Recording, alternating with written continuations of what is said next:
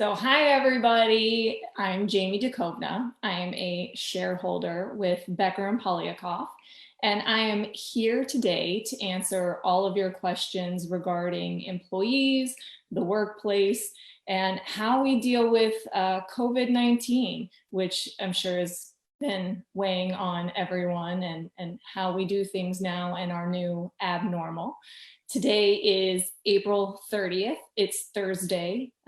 So if you've lost track of the days like I have, you're welcome.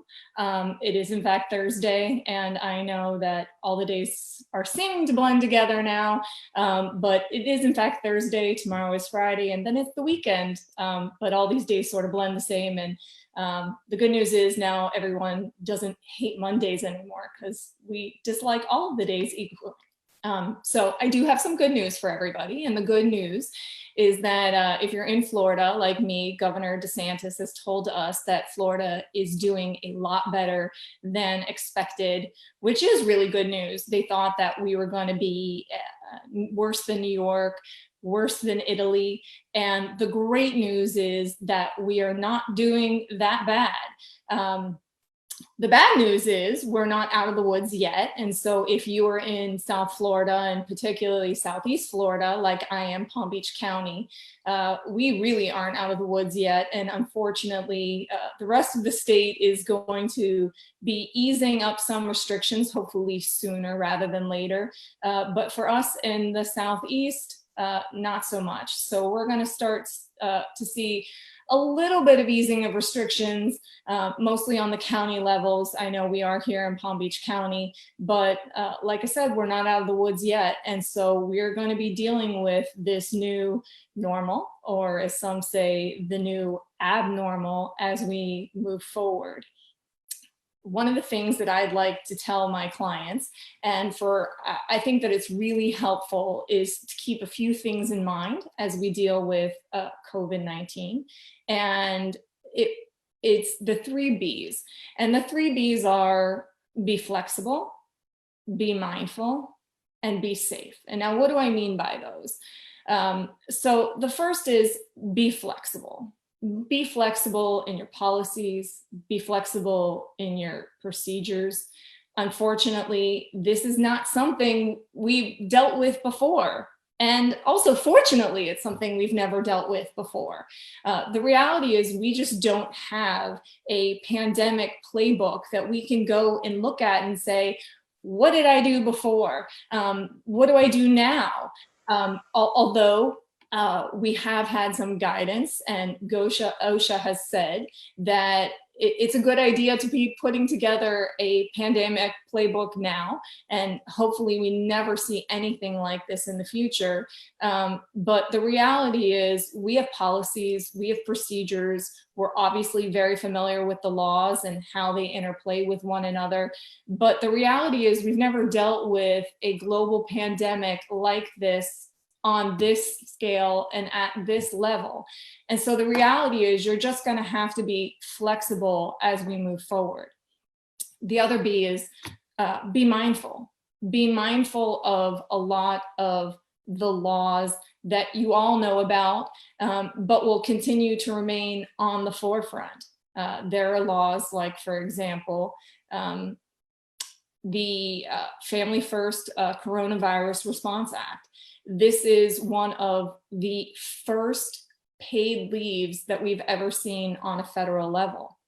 So you need to be mindful of that law, and we can talk about it a little bit later, but you're going to have to be mindful of these laws and how they will interplay with COVID-19 as we go back to work.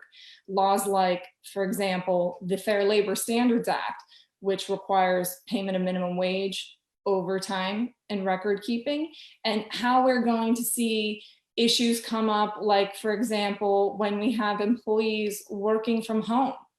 How are we monitoring that? Well, obviously, when you're in the workplace, we know how people monitor their time, but we're not going to have the same luxury when an employee is working remotely. So you're going to see some interplay with that. The Family and Medical Leave Act, which has now been expanded under the Families First Coronavirus Response Act, and as well as workers' compensation laws. those are some areas of the law that we are going to see some activity as we move forward. And obviously be safe. Safety is really key. So those are the 3 B's that I wanted to make sure that on the forefront I talk to everybody about. Be flexible, be mindful, be safe. So on today's webinar, what I thought would be hopefully helpful for everybody out there listening is to have your questions answered. I know that I've listened to other webinars, and I don't know that I always find them super interesting. And so my hope was that if you were able to drive the content and have your questions answered, that hopefully you would find it a little more informative, a little more interesting, a little more engaging. I find that a lot of times people have the same questions that you do. And I had a lot of people that submitted questions, which thank you, and we will go through them. It's great. There are a lot of people who signed up. Well, I don't know if you're all attending. Hopefully you all are. If you're not though, and you've submitted questions, or if you submitted questions and you are on, I'm going to do my best to get to everybody. If you don't like the content, don't blame me. You can blame the people that ask the questions. Seriously though, I hope that you do find that this is informative, that you find it engaging. And hopefully I can get to as many questions as possible. And so as we go forward, if you have any questions based on the things that I've talked about, obviously, please feel free to write in and ask questions. Like I said, for those who have already written in, thank you. And I will get to as many of them as possible. I did have some questions which were a little bit off topic. If I can't answer those questions or I'm not answering them today, I'm not ignoring you, so don't think that I am. I may not be the best person to answer the question, so my thought was if I can't, I will certainly pass it off to one of my able-bodied colleagues that may be able to answer your question, but you will get your questions answered. So my first question that I have today is from Emily. And Emily wants to know, when it comes to employee travel, is there anything that she should be considering as an employer? And so, yes, what I've seen and what I think that you're going to continue to see is COVID-19 and how we deal with it is really more circular. And so what you're going to see is the same thing that we saw on the ramp up and through the lockdown. And so once we got to the lockdown, now we're going to start easing back on the restrictions. So when it came to employee travel, the prevailing wisdom is if an employee does not need to travel for work, in other words, if it's not absolutely essential for the employee to be there and to travel somewhere for work, of course, then you should make accommodations for the employee. One of the nice things is that we have Zoom. And as you can see, sometimes technology works and sometimes it doesn't work. If the Zoom doesn't work, we obviously have the phone, and the phone works. And so you should be mindful of that. And what I really think that you should be asking is, should the employee go? Is it required? And if it's not required, then obviously I would wait and hold off on it until it is in fact safe to travel. So I think, right now what we're seeing is there's not a whole lot of travel going on at all. In fact, the airports have been pretty barren. And I think that it's going to continue that way, and people probably will be afraid to travel even for personal reasons. But when it comes to work reasons, if you have to go, obviously that's a little different. But if it's not necessary, I don't know that I would require an employee to travel for work. The next question that I have is from Ignacio. Ignacio wants to know, what right does an employer have if the office is open and an employee does not want to come back to work under certain circumstances? So for example, one of the questions that he had asked was, what if an employee has children that are home, excuse me, because of COVID-19? Well, under the Families First Coronavirus Response Act, an employee whose child is home because of COVID-19 and many schools, including my own son's school, is closed, they are allowed to take leave under the Family and Medical Leave Act. And the Family Medical, the Family and Medical Leave Act provides 12 weeks of unpaid leave. Well, what's unusual about the Families First Coronavirus Response Act is it provides paid leave to employees to care for healthy children that are out of school because of COVID-19. Now, it's only $200 a week, and it's a maximum of $2,000. And it's only really paid for 10 weeks because there is a 10-day waiting period. But if, for example, you have an employee that says, I can't come back to work because my kid is home from school because school is closed or camp hasn't started, that employee does have rights under the Families First Coronavirus Response Act and can in fact stay home. And if the employee asks to stay home, they're entitled to that paid leave. It's job protected, just the same as it is otherwise under the Family and Medical Leave Act. One of the things that's also unique about the Families First Coronavirus Response Act is that it applies to employers with 500 or less employees.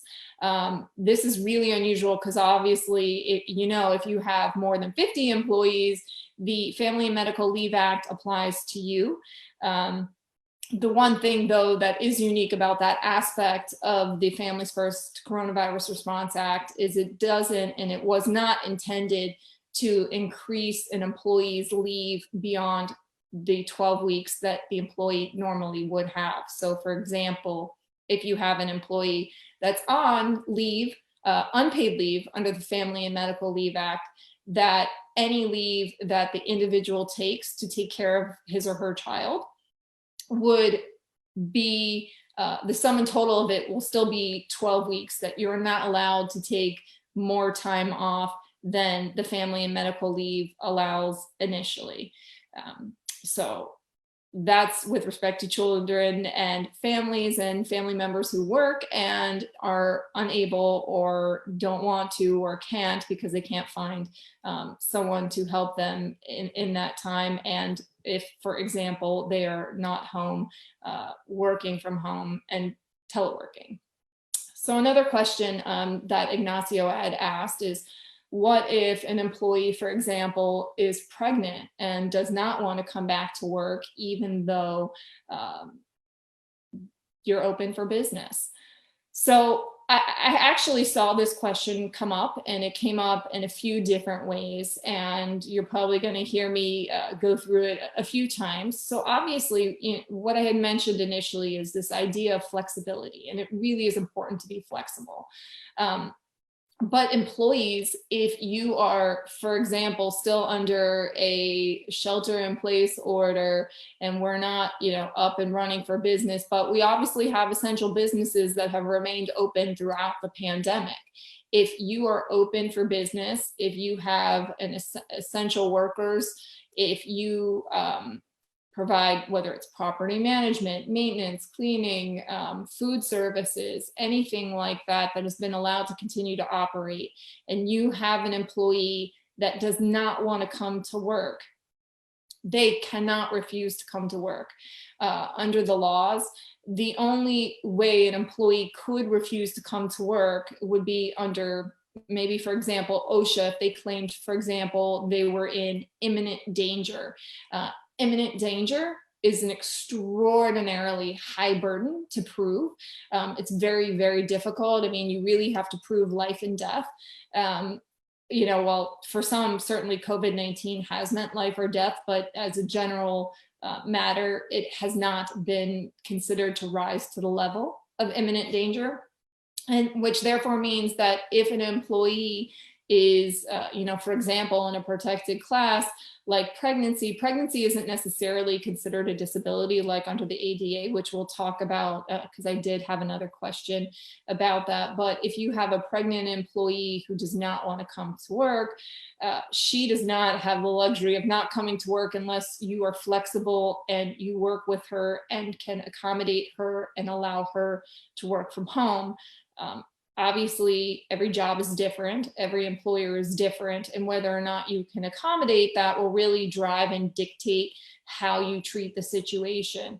I don't think it makes sense, even when we were in the height of the pandemic, to force someone to come to work who doesn't want to be there. So for example, if you have an employee that does not want to come to work because they're afraid, I wouldn't force them to come to work.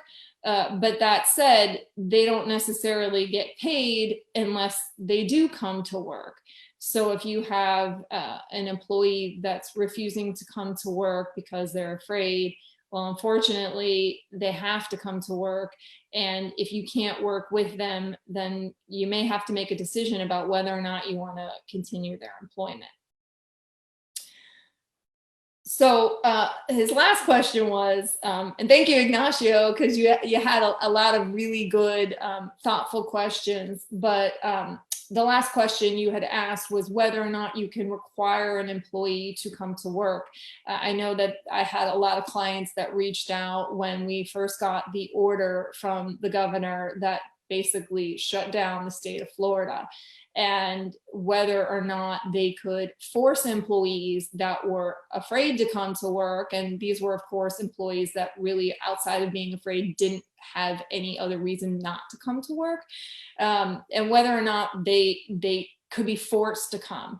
Well, I don't know that you can really force anyone to come to work other than telling them either you come to work or you don't have a job. But certainly you can require your employees, if you're open for business and you continue to meet the guidelines set forth by the governor and the various municipalities that have eased restrictions about coming back to work. And certainly your employees should come back to work. I know hopefully a lot of employees are looking forward to coming back to work, because I know I, for one, am. I know working from home is very difficult for a lot of people. And I think many people crave some kind of normalcy as we move forward. So hopefully you won't run into that issue, but you certainly can ask your employees, especially as you remain in business and certainly as you open up, to require them to come back to work.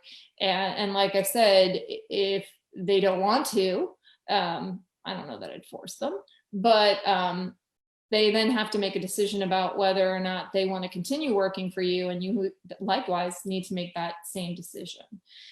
The next question that I had was from Natalia, and one of the things that she had asked was, what is the liability for an employer if an employee gets sick with COVID-19 in the workplace? This is a great question.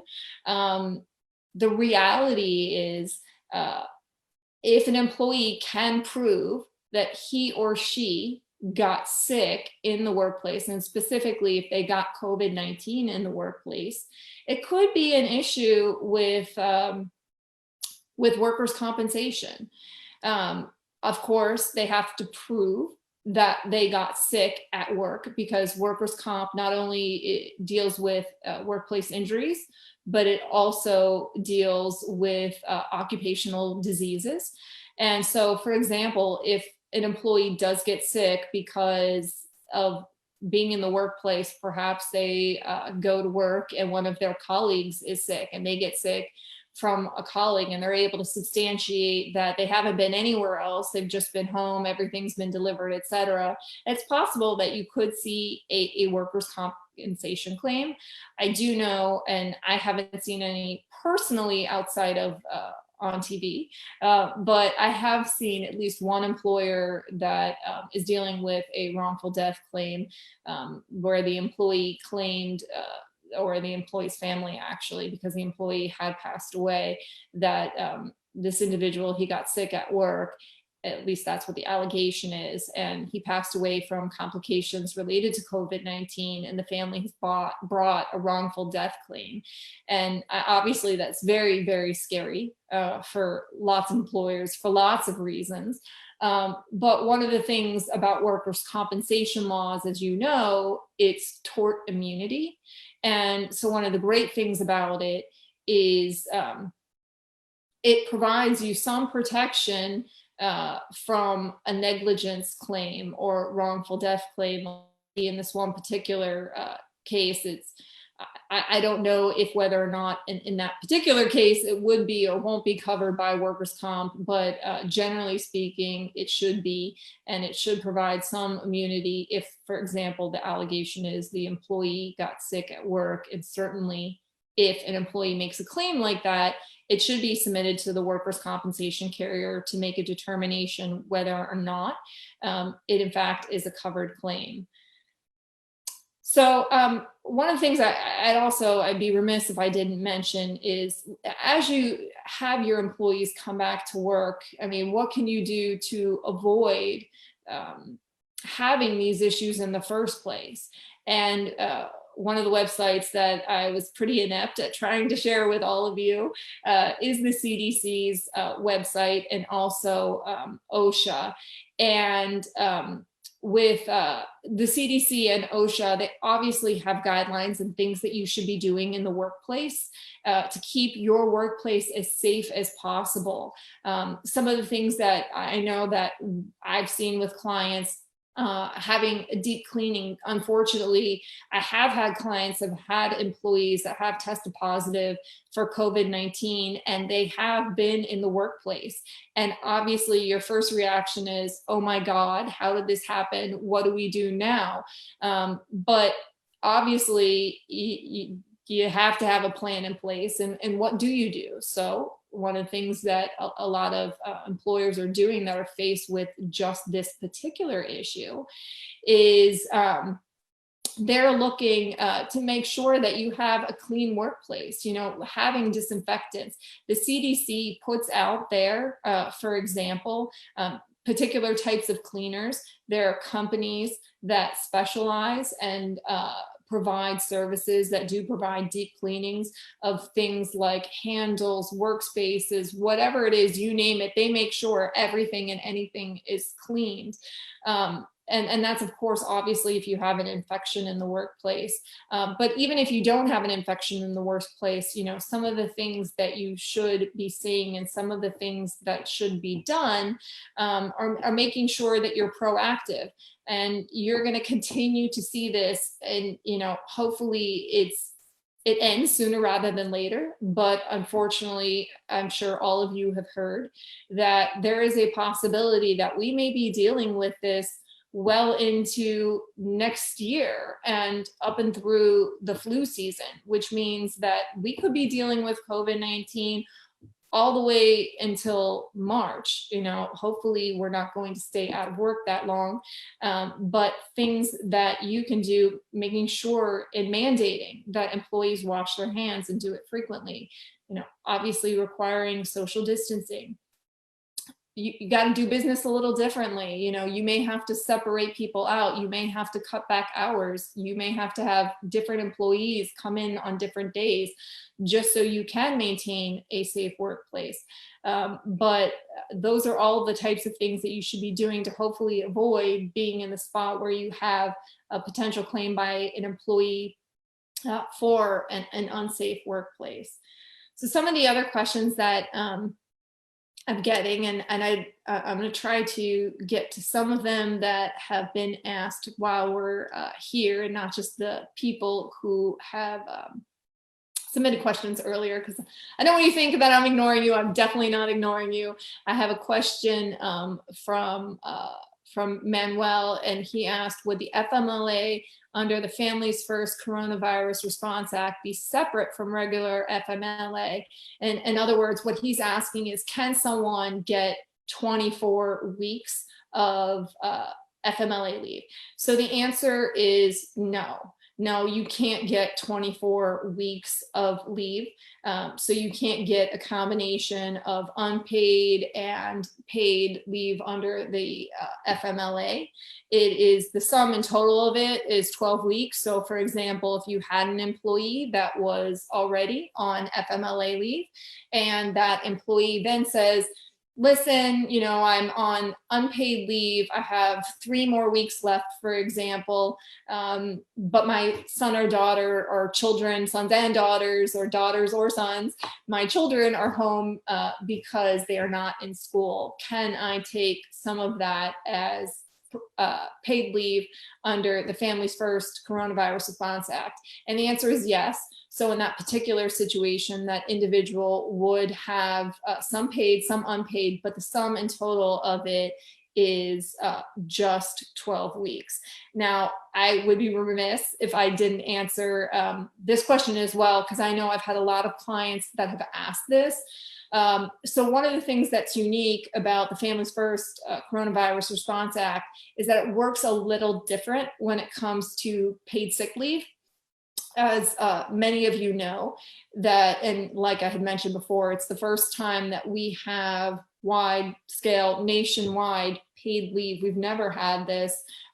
This is the very first time. It's temporary. I don't know if we'll see any expansion of this moving forward, but we certainly have it where it provides paid sick leave. Now, like I said, it works a little different. So for example, paid sick leave has been always driven by employer policy.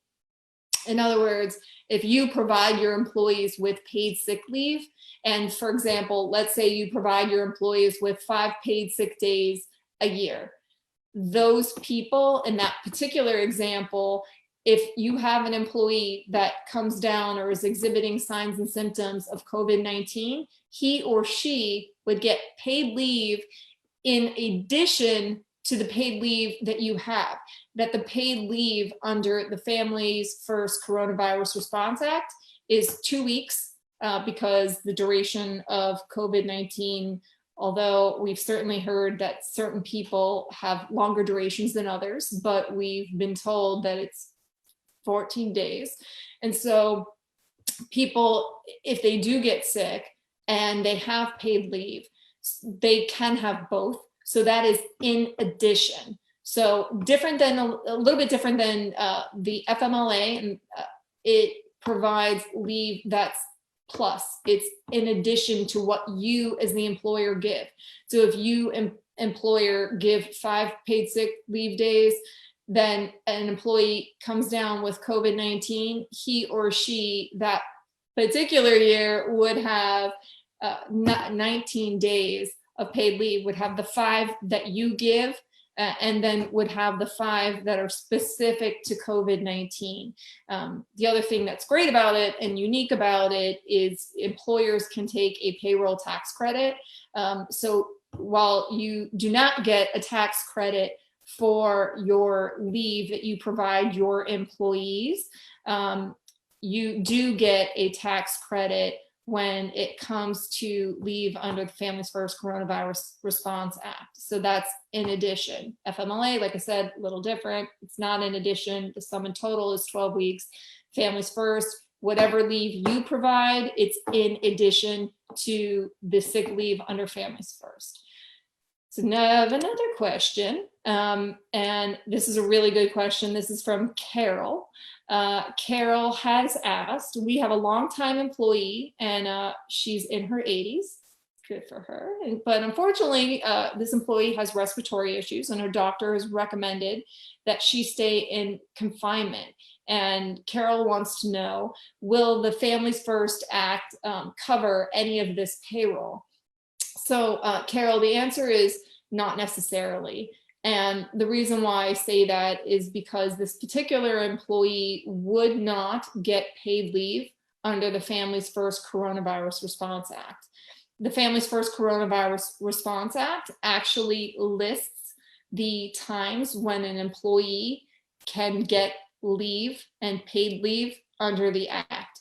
And so if you don't meet the criteria to get leave under the Families First Coronavirus Response Act, you don't get that leave. So as I understand your question, you have an employee that's older and obviously in an age bracket where we know that they're more susceptible to getting COVID-19. And if she gets COVID-19, of course, she would be entitled to paid leave under the Families First Coronavirus Response Act. But hopefully she does not. And if she does not get sick, or she doesn't have children that she's taking care of that are home from school, or if she, for example, is taking care of a family member that has COVID-19, which would also be one of the other times when you would be eligible for leave under the Families First Coronavirus Response Act. And so if she doesn't meet one of those criteria, she would not be entitled to leave. But obviously, one of the questions, and in fact, I have seen it a few times, and I did see it with some other people. And so I'll answer it generally, because what I have seen, and there are questions, and I want to say even John had asked about this earlier, whether or not if you have an employee that has either a comorbidity, or for example, the employee is older than 65, whether or not those individuals would get paid leave if they are not coming to work under the Families First Coronavirus Response Act. And the answer is no. Unless they get sick. So it would only be paid leave if they get sick. One of the other questions that I've got is whether or not if you have an employee that, for example, is 65 and older, or if you have an employee that has a comorbidity, whether or not those individuals can refuse to come to work. And the answer is probably not. And the reason why I say that, probably not, and it's because one of the laws that you should be mindful of is, if they have a comorbidity, is the ADA.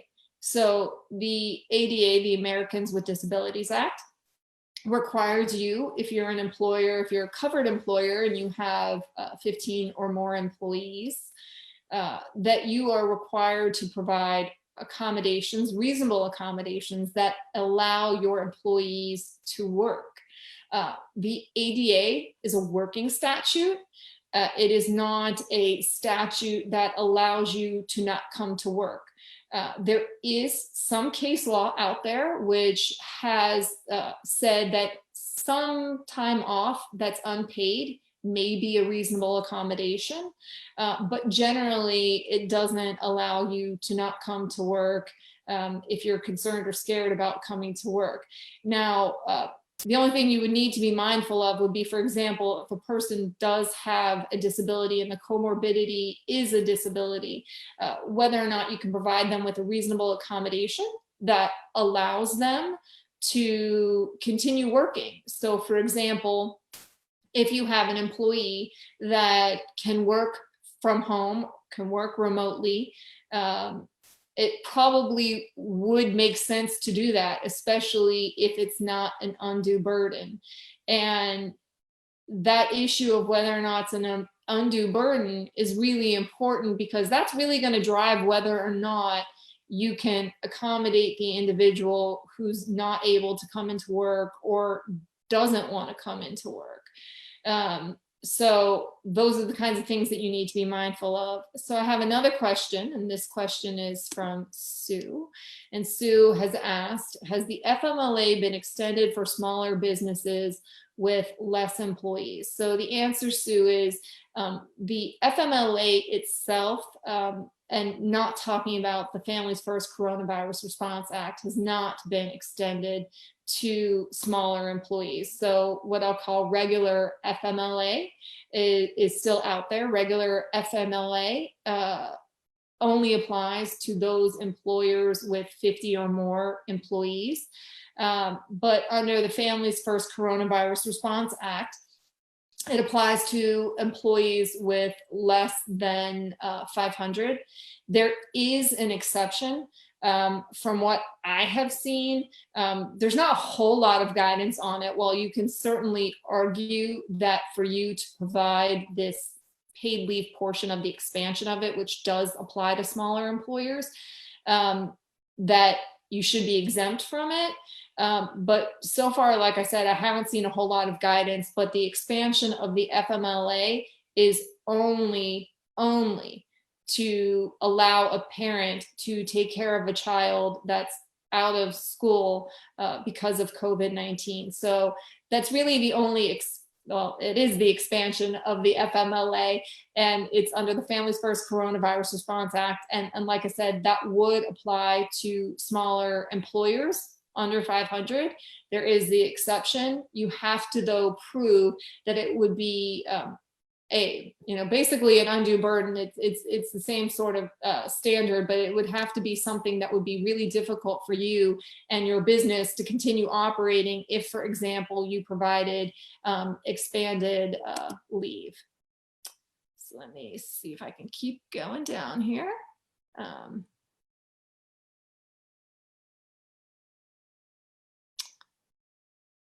Let me see. Question. I am not sure what that was into, but so let me ask. This is another question from G. Bell. Says, sorry if I missed it, but if the employer calls the employee back after reopening and gives a job back to them and they refuse to come, I'm guessing what the question is what do I do if an employee refuses to come if you are now reopened for business?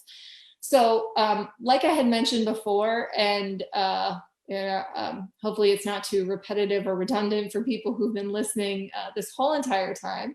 But if you have an employee that refuses to come into work, like I said, because they're scared, because they have a comorbidity, because they are 65 and older, if that employee, if you're open for business and you're allowed to be open for business and they refuse to come into work, you may have to make a decision about whether or not you want to continue their employment. Like I said, the only real exception would be if the person's comorbidity is also a disability. And in that case, if it is a disability, then, one of the things you'd have to think about is whether or not you can provide the individual with an accommodation, which would allow them to continue staying at home. But, obviously every situation is different. And if the person just doesn't want to come into work, then you may have to make a decision about whether or not you want to continue their employment. And that's certainly an individual decision based on lots of different factors. But generally speaking, no, employees can't refuse to come into work if you've otherwise been cleared to open for business. So another question that I was asked is, what are the kinds of things, or I should say, what are the, common things or common concerns that employers are going to have moving forward? And, so some of the things that, and it goes back to that mindful stuff that we talked about a little earlier, the laws that you need to be mindful of, because these are the concerns that we have as we move forward. For example, one of the laws I mentioned, the Fair Labor Standards Act, and employees working remotely. At least, we think that there's a possibility, although there's certainly no guarantees, but a possibility that we could see an uptick in litigation regarding overtime laws, where employees are claiming that they where employees are claiming that they weren't paid for all of the hours that they're working. And unfortunately, employers don't have control over employees when they're working remotely. And so it's possible that, one of the concerns that we have as we move forward is that you can see an increase in claims that are brought under the FLSA. Other types of claims and concerns that we have as we move forward, of course, which I've talked about, the ADA. The ADA is a working statute. It requires employees to work. And there obviously are employees that have certain, comorbidities, and whether or not it rises to the level of a disability is going to be a question that you're going to have to deal with. And it's possible that employees may claim that they have disabilities and their employers refuse to accommodate them. And the question is going to be, whether or not the employer could accommodate them. And so it's possible that you may see an increase in these types of claims. Same thing with workers' comp that we talked about. But there are things that you can do. For example, with workers' comp, making sure that you have that clean workplace, making sure that you're mandating that employees wash their hands frequently, so you can hopefully avoid some of this liability. OSHA is a law that also has a whistleblower component. And if you are not providing a safe work environment, one of the concerns that we have as employment lawyers is that we may see an uptick in these OSHA cases where employees claim that they complained about unsafe working conditions. And of course, most people have seen, and I've read, and even in the paper today, where employees of various companies are claiming that the workplace is unsafe. And it's really incumbent on the employer to make sure that the workplace is safe. And it is possible that these employees could make allegations to OSHA that they've complained about it and the employer refuses or ignores them, and maybe not actively refuses, but does not provide a safe work environment and doesn't do the things, for example, that the CDC or OSHA are recommending that you as employers do. Which I guess brings me to a question that I have here. It says from Troy Church. It says, would you simply say carrying out and documenting CDC and Florida Department of Health best practices for mitigation should protect the organization? I absolutely think it's a defense that you would have if you are following CDC guidelines as employees return to work. And same thing with Florida Department of Health. I mean, and that's why I said it's such an important resource, and you should absolutely be utilizing it. If you have employees, the CDC makes recommendations. They have now indicated, for example, there's additional symptoms. I know that there was a question that was asked, and by Patsy. Patsy had asked whether or not she should be taking the temperature of 400 employees. And we all know, or maybe some of you don't know, but you are permitted as an employer to take an employee's temperature. I have clients that are in fact taking employee temperatures before they come in and start their workday.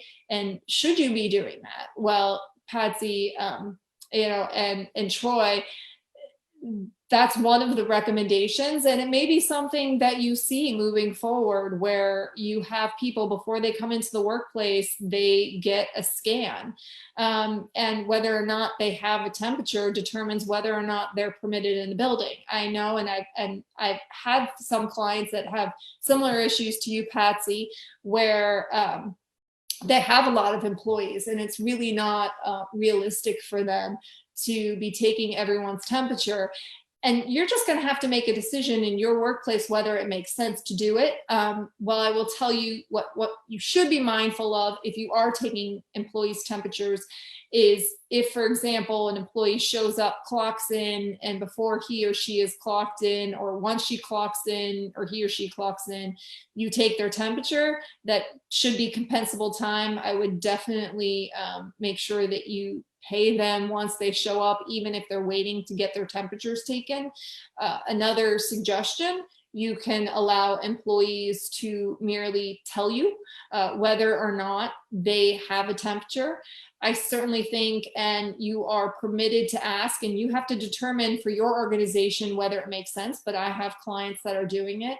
Like I said, they're doing temperatures, but in addition to doing temperatures, they're asking employees questions about whether or not they're experiencing certain symptoms, which we know to be associated with COVID-19. So the employees are showing up to work.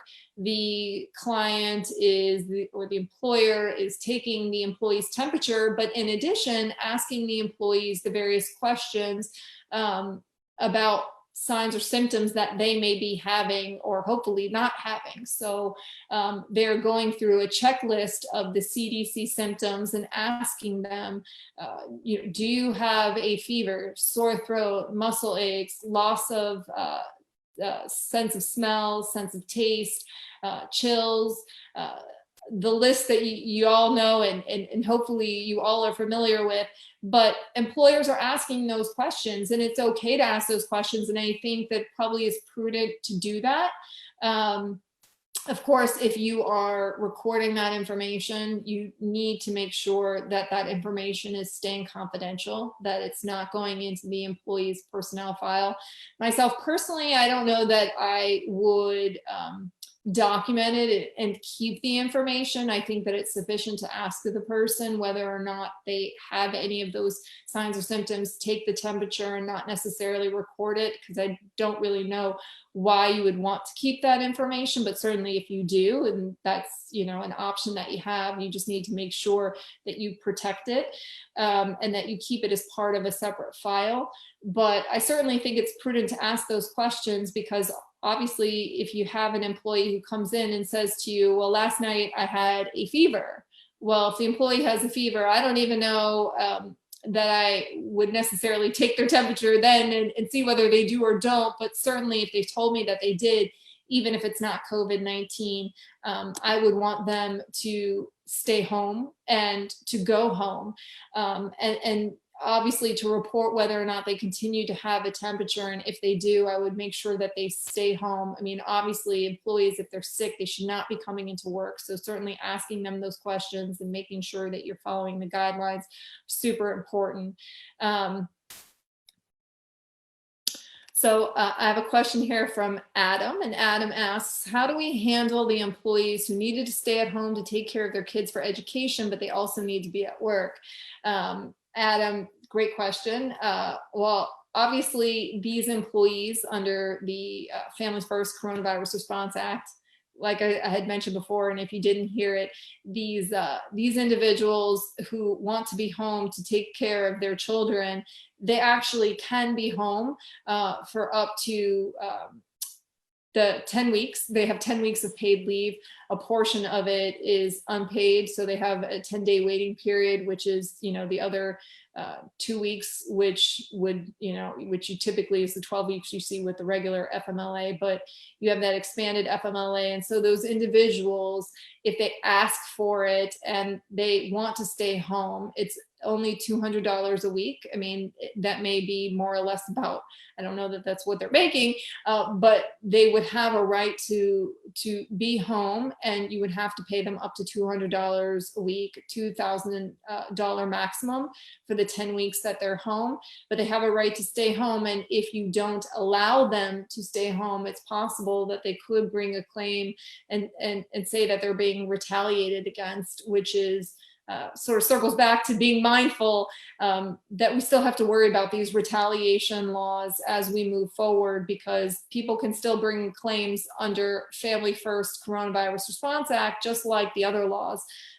For example, if they ask for paid sick leave because they have COVID-19 and you don't pay it, they can bring a claim against you, and the damages that they would be entitled to if they prevailed on a claim are similar to what you'd see under the Fair Labor Standards Act, which is you got to pay the wages plus pay liquidated damages. And then there, of course, would be attorney's fees and costs. So obviously you can see it'd be very expensive not to comply.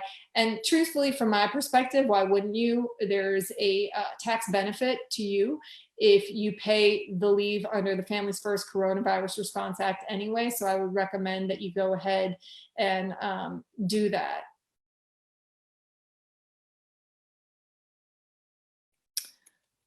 So some of these, sorry, if I'm going through there and some of them are repetitive, I promise if you've asked me a specific question and you didn't hear it, I will go ahead and like I said, do my best to make sure that I'm answering everyone's question.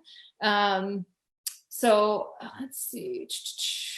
So I have another question here from Doug Smith asking whether or not you can protect yourself from overtime claims by telling employees that they can't work overtime.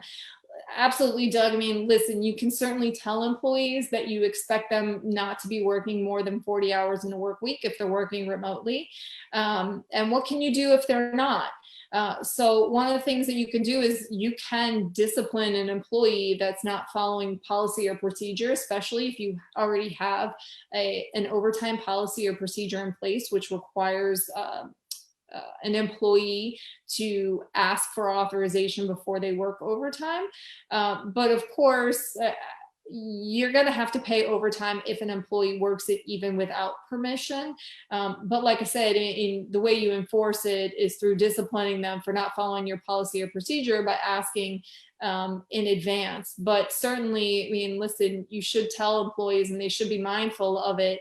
And, you know, like I said, it's one of the areas of law that we expected. Unfortunately, in South Florida, for example, we have more overtime cases than anywhere in the United States. And so I think that it would be foolish to think that we're not going to see these cases that are going to result because of COVID-19, because I absolutely think that you will. Let's see. So one of the questions, let's see, that I asked for Samantha. Samantha asked, what should she do if an employee has a temperature? So you should send them home immediately. That's exactly what you should be doing. They should not be coming to work if they have a temperature, regardless of whether it's COVID-19 or not. I will say, I think that in the future, we're probably going to see sick policies that may get revised in light of COVID-19. I think that one of the things that we've, sort of taken for granted is when you have sick leave policies, we all know, and it's, it's like this, terrible thing that we see every year with colds and flus, and they run rampant in office spaces. And that's because people come to work sick, and people should not be coming to work sick under any circumstances, whether it's COVID-19, whether it's a cold, whether it's the flu. They should be home. That's why you have these sick leave policies put in place. And so, certainly with COVID-19, you can't be too careful. If an employee has a temperature, they shouldn't be at work. They should be sent home immediately. And you should follow up with them afterward the next day to confirm whether or not they have a fever. I don't know that I would even allow them to report to work. I know that I have some clients that expect employees to come back the next day, but I would actually recommend that they do not come back to work until they've been without a fever for at least 24 hours. And so if they continue to have a fever, then they should not be able to come back to work. So let's see. Go through here. Sorry, more questions.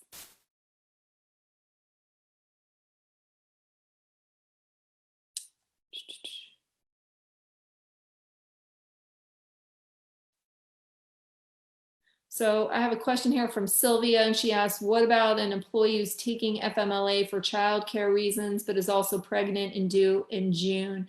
And can this employee have separate FMLA for having her child? And so the answer is no. Like I had explained before, it's the sum and total of it. That it's 12 weeks. She doesn't get any more. It doesn't reset itself. You're only entitled to 12 weeks of job protected unpaid leave a year under FMLA. The expanded FMLA is the 10 weeks paid, but it's not in addition. It's the sum and total of it. So I apologize if I did not get to all of your questions. Like I said, we're a little bit over time. I'm going to do my best to either email you and answer your questions, or else maybe we'll do another webinar, and hopefully I won't have the tech glitches like I have before. But I will do my best to answer them. Either we'll have another webinar. Hopefully you found this helpful. Hopefully you liked it. If you did like it, as they say out in YouTube land, like it. I don't know if you can subscribe to us, but maybe if you can subscribe to us. But let us know that you liked it, and hopefully we're putting out some good content. If you didn't like it, let us know what we can do better. We like hearing from you, and hopefully moving forward, we'll get through this. As they say, we're all in this together. And so hopefully you all stay healthy, you stay safe, importantly, stay sane. And like I said, we'll continue forward. So I hope everyone is well and be well. Take care.